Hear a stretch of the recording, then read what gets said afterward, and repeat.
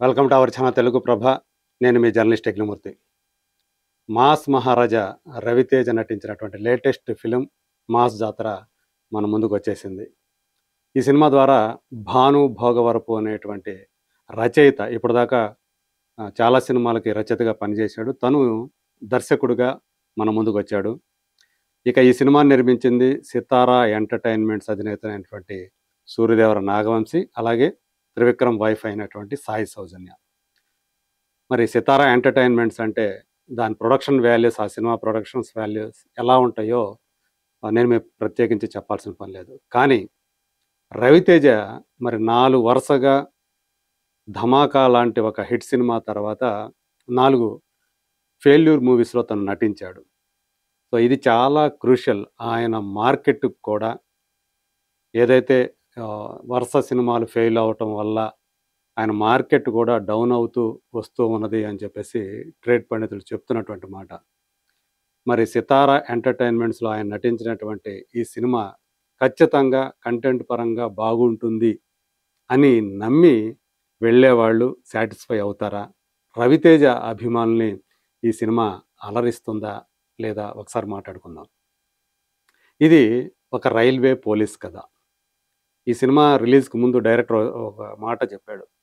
రవితేజ గారు police dress వేసుకున్నటువంటి సినిమాలన్నీ కూడా సూపర్ హిట్ అయ్యాయి. అదే కోవలో ఈ సినిమా కూడా ఆడుతదని. మనకు తెలుసు తను 'విక్రమార్కుడులో' పోలీస్‌గా నటించాడు. పెద్ద హిట్ అయింది. అలాగే 'క్రాక్' సినిమాలో నటించాడు. అది పెద్ద హిట్ అయింది. సో, మరి ఈ సినిమా కూడా అదే కోవలో ఉందా అంటే కొంచెం డిసప్పాయింట్‌మెంట్ కలగక తప్పదు. సో, తనకేమో పోలీస్ కావాలనుంటుంది కథ ప్రకారం రవితేజకి.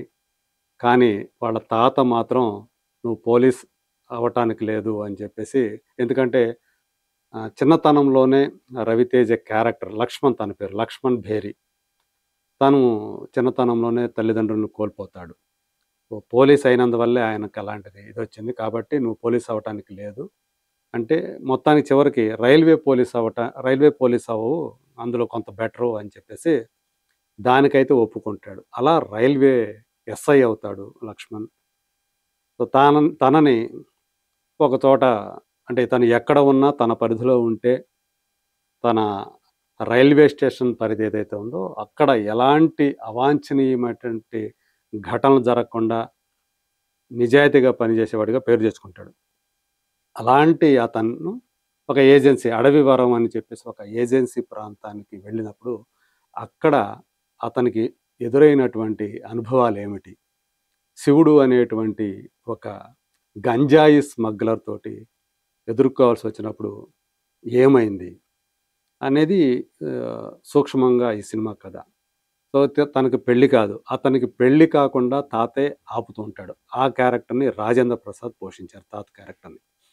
ఇక తను అడవివరం వెళ్ళినప్పుడు అక్కడ ఒక అమ్మాయి పరిచయం అవుతుంది. హీరోయిన్ శ్రీలీల చేసినటువంటి క్యారెక్టర్. సో, ఆ అమ్మాయి మొదట ఆయనకు పరిచయం అయినప్పుడు ఒక రకంగా పరిచయం, ఒక టీచర్‌లాగా పరిచయం అవుతుంది. తర్వాత చూస్తే ఆ అమ్మాయిలో ఇంకో కోణం బయటపడుతుంది. ఆమె తండ్రి క్యారెక్టర్ నరేష్ కనిపిస్తాడు. సో, మొత్తానికి శివుడికి, అలాగే లక్ష్మణ్‌కి మధ్య ఆ యుద్ధం. సో, అది చివరికి ఎలా ముగిసింది అనేది మనకి క్లైమాక్స్. అయితే ఈ 'మాస్ జాతర' అనే టైటిల్ పెట్టినప్పుడే చాలామందికి డౌట్లు వచ్చేసాయి. అంటే ఇది రెగ్యులర్ మాస్ మసాలా సినిమాయేనా? అలాగే ఉంటుందా? అనే సందేహాలు కలిగాయి. నిజంగా అలాగే ఉంది. కథలో, అంటే 'మాస్ జాతర' అన్నప్పుడు కథలో కొత్తదనం ఎవరు కూడా ఎక్స్‌పెక్ట్ చేయరు. కనీసం సన్నివేశాల్లో అయినా సరే ఫ్రెష్‌నెస్ అనేది ఉందా అని వెతికితే అక్కడ కూడా డిసప్పాయింట్‌మెంట్ కలగ తప్పదు. 'రవితేజ' హిట్ సినిమాల్లో ఉన్నటువంటి కొన్ని అంశాలు, సన్నివేశాలు మళ్ళీ ఇందులో మనం మళ్ళీ చూసినట్టుగా అనిపిస్తుంది. ఎక్కువగా 'క్రాక్‌కు' సంబంధించినటువంటి ఆ సినిమా ఏదైతే పెద్ద విజయం సాధించిందో, అందులో ఉన్నటువంటి కొన్ని సన్నివేశాలు ఆ తరహా ధోరణి. అంటే ఆల్‌మోస్ట్ ఆ సినిమా ధోరణిలోనే ఈ సినిమా కూడా నడవటం మనకు కనిపిస్తుంది. అయినప్పటికి కూడా ఈ పాటలు మధ్య మధ్యలో పంటి కింద రాళ్ళలాగా మారుతా ఉంటాయి. ఒక చోటైతే మరీ ఇబ్బందిగా అనిపిస్తది ఒక పాట ప్లేస్‌మెంటు. ఇలాంటి హిక్కప్స్ చాలా ఈ సినిమాలో చాలానే ఉన్నాయి. రవితేజ ఎనర్జీ లెవెల్స్ మనకు తెలియంది కాదు. సో, తను ఏ పాత్ర ఇచ్చినా అన్ ఎందులో అయినా సరే ఎనర్జీ తోటి మంచి ఎనర్జీ తోటి ఆయన యాక్ట్ చేస్తాడు. ఈ సినిమాలో కూడా లక్ష్మణ్ బేరి క్యారెక్టర్‌లో విజృంభించి చేశాడు. ఆయన వరకి ఆయన పెర్ఫార్మన్స్ వరకి మనం ఏం వంక పెట్టాల్సిన పని లేదు. కానీ ఆ కథ కానీ, కథ నడిచే తీరు గాని, అలాగే ఆ సన్నివేశాల కల్పన కానీ, ఇవన్నీ కూడా రొటీన్ రొడ్డకొట్టుడు అంటాం గదా! మూస ధోరణిలోనే ఉన్నాయి. సో, స్వతహాగా రచయిత కూడా అయినటువంటి భాను భోగవరపు ఈ సినిమా సంభాషణని వేరే రచయితకి అప్పజెప్పాడు. సో, అవి కూడా అక్కడక్కడ తప్పితే ఎక్కువగా అలరించలేదనే చెప్పాలి. కామెడీ సీన్‌లు ప్రధానంగా శ్రీలీలకి, రవితేజ మధ్య వచ్చేటువంటి సీన్‌లు ఏవైతే ఉండవో అవి కామిక్ టైప్‌లో ఉంటాయి. కానీ అది కూడా చాలా ఫోర్స్‌గా అనిపించాయి. అంత ఇమిడిపోలేదు.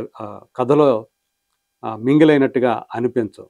హీరోయిన్ క్యారెక్టర్ గురించి ఇది ఈ పాత్రకి శ్రీలీల శ్రీలీలే గుర్తొచ్చారని చెప్పి చెప్పుకున్నారు. కానీ ఆ పాత్రలో శ్రీలీల గొప్పగా చేసిందేం లేదు. ఆమె క్యారెక్టరైజేషన్ కూడా గొప్పగా ఉన్నది కూడా లేదు. రాజేంద్ర ప్రసాద్ తనకు అలవాటైనటువంటి ఎందుకంటే ఆయన ఎంత సీనియర్ మోస్ట్ ఆర్టిస్టో మనకు తెలియంది కాదు.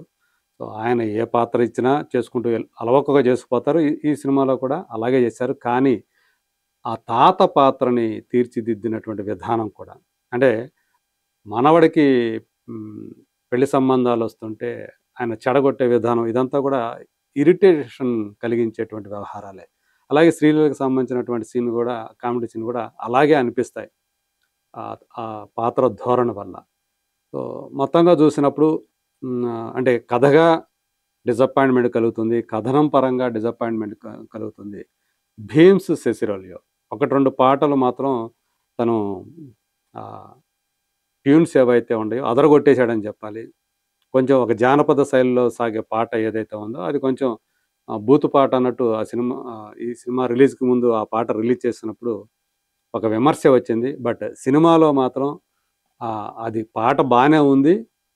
ఆ ట్యూన్స్ మాత్రం చాలా క్యాచీగా ఉండాయి. ఆ పాట వరకు మాత్రం 'భీమ్స్‌కి' మనం మంచి మార్కులు వేయొచ్చు. బట్ పాటలు పక్కన పెడితే బ్యాక్‌గ్రౌండ్ స్కోరు ఈ సినిమాకి ఏ రకంగా కూడా ప్లస్ కాలేకపోయింది. ఆ ఎలివేషన్ సీన్స్ ఏవైతే ఉన్నాయో అక్కడ సరిగ్గా ఆహ్, తన ప్రతిభని చూపించలేకపోయాడనే చెప్పాలి 'భీమ్స్' చూసుకుంటే. పెర్ఫార్మన్స్ పరంగా అందరూ బానే చేశారు. క్యారెక్టర్‌ల తీరు వల్ల కొంతమంది డిసప్పాయింట్‌మెంట్ కలిగిస్తారు. కానీ శివుడు క్యారెక్టర్ చేసినటువంటి 'నవీన్ చంద్ర' తను ఇదివరకు ఆల్రెడీ 'అరవింద సమేత వీరరాఘవ' సినిమాలో నెగెటివ్ రోల్‌లో బాగా ఆకట్టుకున్నాడు. ఈసారి మెయిన్ విలన్‌గా ఈ సినిమాలో నిజంగా చాలా చక్కటి పెర్ఫార్మన్స్ తను చూపించాడు. ఆ విలనిని బాగా ప్రదర్శించాడు. అట్లాగే 'పాత్రో' అనేటువంటి క్యారెక్టర్‌లో క్లైమాక్స్‌లో వచ్చినటువంటి క్యారెక్టర్ 'తారక్ పనప' 'పుష్ప 2' సినిమాలో చివరిలో హీరో చేతిలో చనిపోయే క్యారెక్టర్ ఏదైతే ఉందో 'తారక్ పొన్నప్ప' కన్నడ యాక్టరు. అతను కనిపిస్తాడు.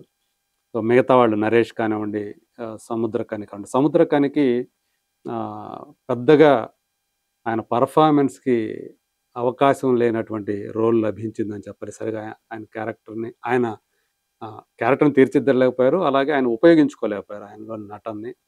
మిగతా వాళ్ళందరూ గూడా సో కనిపిస్తారు. ఆది అట్లాగే అజయ్ ఘోష్. సో, వీళ్ళు శివుడికి అంటే నవీన్ చంద్ర పోషించినటువంటి క్యారెక్టర్‌కి ప్రధాన అనుచరులుగా కనిపిస్తారు. వాళ్ళు తమకు అలవాటైనటువంటి ధోరణిలో వాళ్ళు అలవోకగా తమ పాత్రలను పండించారని చెప్పాలి. మిగతా వాళ్ళందరూ కూడా సోగా చేశారని చెప్పుకోవచ్చు. ఓవరాల్‌గా చూసినప్పుడు అంటే సినిమాటోగ్రఫీ బాగానే ఉంది. ఆహ్, అట్లాగే ఎడిటింగ్ కూడా ఇంకా మరింత క్రిస్ప్‌గా ఉండాల్సిన అవసరం కనిపించింది. అంటే ఇది పెద్ద కథ లేదు కాబట్టి 2:30 గంటల సినిమాని ఈజీగా 2 గంటల సినిమా కూడా చేయొచ్చు. చేస్తే ఇంకొంచెం ఎఫెక్టివ్‌గా ఉండేదేమో. ఆహ్, సో, ఆ రకంగా చూసుకున్నప్పుడు అంటే నిర్మాణ విలువల పరంగా మాత్రం టాప్ క్లాస్‌లో ఉన్నాయి. రవితేజ పెర్ఫార్మన్స్, నవీన్ చంద్ర పెర్ఫార్మన్స్ వీళ్ళు ఈ సినిమాకి ప్లస్ పాయింట్ అని చెప్పాలి. మిగతా అంతా కూడా చాలా వరకి మైనస్‌గానే వస్తుంది. ఈ సినిమాకి నేనిచ్చే రేటింగ్ 2.5 ఔట్ ఆఫ్ 5.